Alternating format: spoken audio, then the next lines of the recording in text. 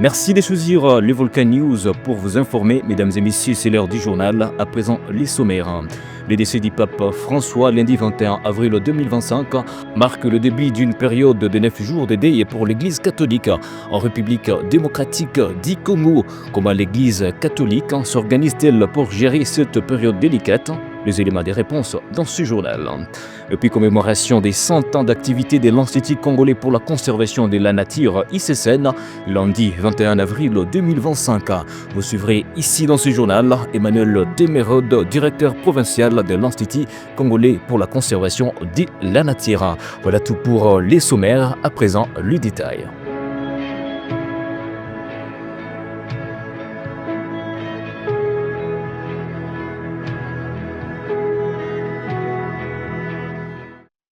Pour commencer, le cardinal Fridolin Ambongo, archevêque de Kinshasa, a salué le lundi 21 avril 2025 la mémoire du pape François, décédé le même lundi de Pâques. Dans ces contextes, il invite toutes les paroisses catholiques à offrir des messes quotidiennes dès ce mardi 21 avril 2025 et pendant 8 jours afin de prier pour le repos de l'âme du pape François.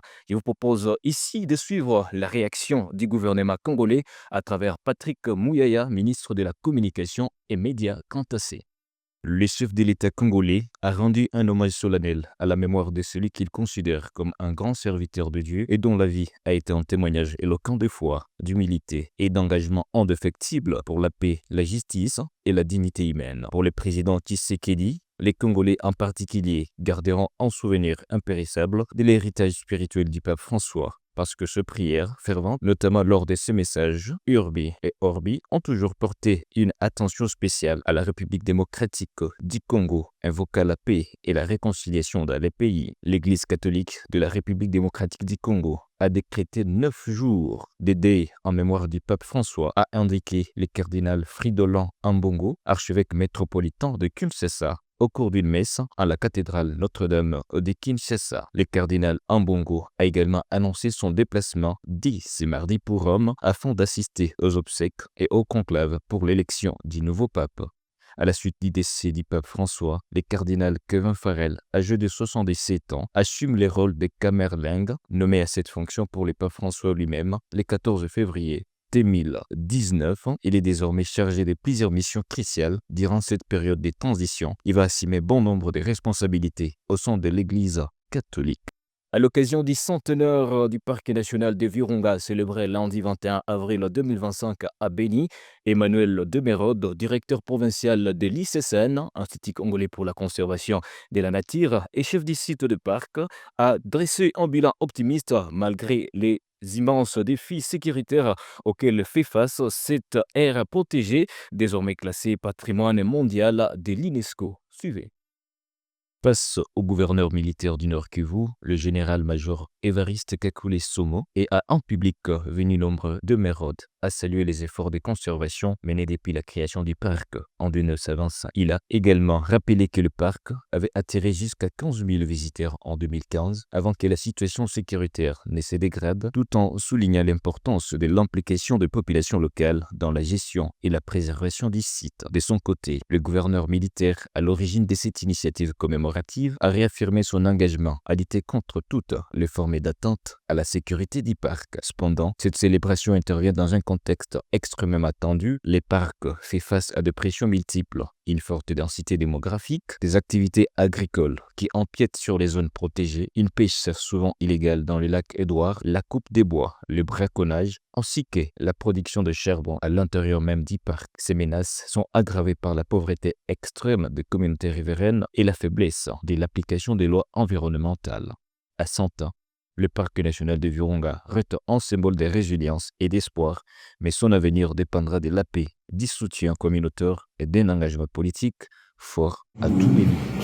Chers collègues, chers amis, c'est évidemment un honneur très particulier pour moi d'être avec vous aujourd'hui sur cette journée exceptionnelle qui est le 100e anniversaire du Parc national de Virunga. Donc je voudrais dire 2 mots sur l'importance de cette date avant tout pour la République démocratique du Congo, qui est le pays qui a, aux obstacles auxquels on est confronté aujourd'hui, se trouve. Donc, votre présence est pour nous un énorme encouragement, ce qui a été évident sur l'effort des 20 dernières années. Et ce qui est devenu très clair, c'est que ce parc ne peut pas survivre sans vous, sans ceux qui vivent autour, et en particulier ceux comme vous, dans vos différentes fonctions et responsabilités, qui représentez cette population si dynamique, si créative, et dans laquelle on peut trouver toutes les solutions. Donc, je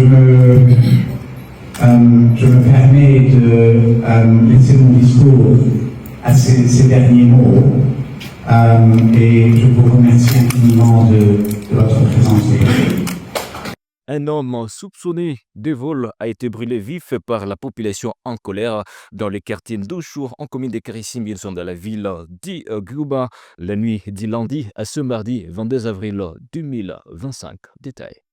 Les faits se sont déroulés précisément sur l'avenue Iléo Sango, aux environs des 10h30 du matin. La victime, décrite par plusieurs habitants comme un homme souffrant de troubles mentaux, aurait été surprise alors qu'il tentait de fuir après une tentative de vol dans le secteur de l'école primaire d'Ochou. Il a été brûlé vif par la population sous colère, a écrit un témoin sur place. Selon un autre résident du quartier, la victime aurait tenté de prendre la fuite alors que des tirs résonnaient dans la zone. Malheureusement, il courait à l'air ou s'accrépitait, a ajouté en habitant. La ville de Goma sous contrôle du M23 AFC depuis plusieurs mois vit une insécurité croissante qui pousse de plus en plus les citoyens à recourir à la justice populaire. Les patrouilles, souvent inefficaces, peinent à contenir la criminalité nocturne. Durant cette même nuit, des cas similaires d'insécurité ont été signalés dans d'autres quartiers. Au quartier Kassika, les alertes étaient trop. Les bandits ont opéré à 1h chez un vendeur d'Ertelmani sur l'avenue Bamaté. Ils ont pris tout son capital et ses téléphones.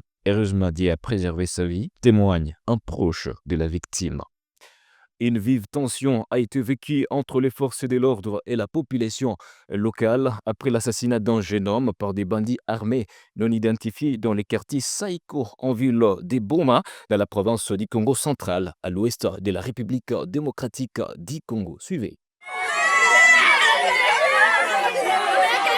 Devenu le théâtre des incursions depuis près de 2 semaines déjà, le quartier Saïko dans la commune d'Nzadi à Boma se réveillait avec un nouveau drame ce lundi matin. Un jeune homme de 26 ans revolé a été tué par les bandits urbains en main armée. Alertés, les policiers qui sont arrivés sur les lieux n'ont pas été bien accueillis par la foule en colère. Pour elle, la police ne fournit aucun effort pour traquer ces bandits urbains. Les membres de Bundu d'Ia Congo qui ont vu l'un de leurs être tué et les autres habitants sur les lieux où a été allongée la dépouille mortelle de Kennedy se sont attaqués à la police jusqu'à casser et endommager la Jeep qui assure la mobilité des policiers dans cette ville. Il y avait d'abord perturbation de l'ordre public la nuit. Ce qui est vrai est que la nuit, on a tué une personne par les armes calibre 12 au niveau de Saïko, quartier Saïko. Alors la police est allée intervenir. On a amené les corps d'abord à l'hôpital. On a trouvé que la personne était morte sur place. Alors la police a voulu d'abord sécuriser les corps et l'amener à la mort. Alors il s'est fait que la personne qui est victime est membre des BDK. Et les BDK s'en prend à la police. Au terme d'une réunion du Conseil urbain de sécurité convoquée le lundi 21 avril, à cet effet, le maire adjoint de Boma a annoncé le renforcement des dispositifs sécuritaires dans la ville avant d'appeler la population au calme et à la collaboration avec les forces de l'ordre. Je pense que la recrudescence de l'insécurité dans la ville s'observe depuis un certain temps. La police est en train de faire son travail courageusement alors. Et les dispositifs sécuritaires ont été renforcés parce qu'aujourd'hui, Saïko, ça va faire pratiquement une semaine que Saïko est visé. Et donc, il faut aussi rappeler ici que nous sommes enclavés comme la ville. Nous n'avons qu'une seule route. Nous avons du côté Mwanda, les criminels qui viennent du côté Mwanda, les criminels qui viennent du côté qui opèrent après Matadi ou le Baflet, ils viennent se cacher ici à Boma. Les services sont en train de faire leur travail. Ces gens-là où les assaillants sont en train d'être poursuivis et ils seront arrêtés et ils vont répondre de leurs actes. Le lotissement du quartier Saïko, en milliers habité en grande partie par la classe moyenne, est devenu depuis près de 2 semaines le théâtre de incursions à domicile par des bandits urbains à main armée à la recherche des liquidités et autres biens de valeur. Les autorités politico-administratives doivent redoubler d'ardeur pour sécuriser la population de cette contrée et leurs biens. Pour clôturer, le ministre de l'économie nationale congolaise Daniel Mokoko Samba a effectué une visite dans des sites agricoles du Haut-Katanga, notamment des fermes à Kipushi, marquant une volonté affirmée du gouvernement de s'attaquer au blocage structurel de la production locale. Reportage, suivez.